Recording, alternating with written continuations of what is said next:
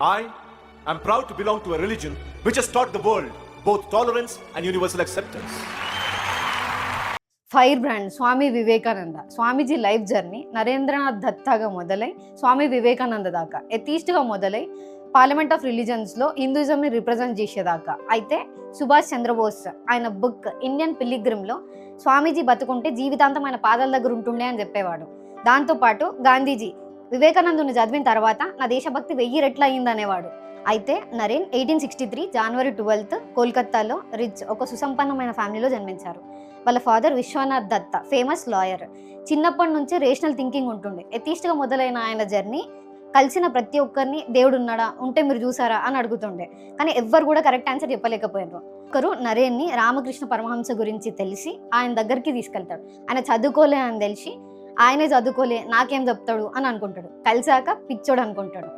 చాలా తక్కువ టైంలోనే రామకృష్ణ వారి నాలెడ్జ్ గురించి అర్థమయ్యి వాళ్ళిద్దరి మధ్య గురు శిష్య సంబంధం ఏర్పడుతుంది.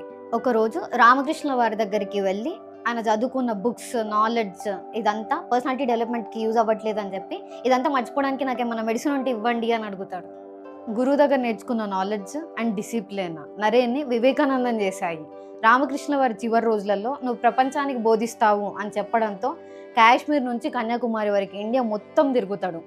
4 వైపుల పోవర్టీని చూసి తట్టుకోలేకపోతాడు. ఎక్కడికి వెళ్ళినా జనాలు గుంపులుగా వచ్చి మాట్లాడుతుండే. ఒక ఇంగ్లీష్ మాట్లాడే సన్యాసి వచ్చిండని చెప్పి ఫుల్ ఫేమస్ అయ్యాడు. ఒకసారి ఒక రాజ్యంకి వెళ్ళినప్పుడు అక్కడ ఒక చిన్న జాతి వ్యక్తి వివేకానందం చూసి మీరు 3 రోజుల నుంచి ఏం తినలేదు అని చెప్పి పనిష్మెంట్ ఉంటుందని తెలిసినా కూడా ఫుడ్ తీసుకొచ్చి ఇస్తారనమాట.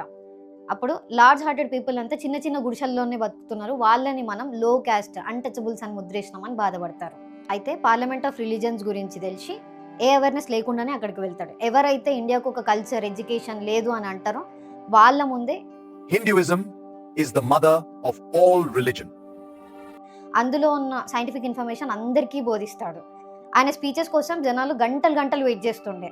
అయితే అమెరికాలో పిల్లల్ని మొసళ్ళకేస్తారని చెప్పుకుంటూ చాలా ఎన్జిఓస్, గ్రూప్స్ వీళ్ళంతా డొనేషన్స్ కలెక్ట్ చేస్తుండే.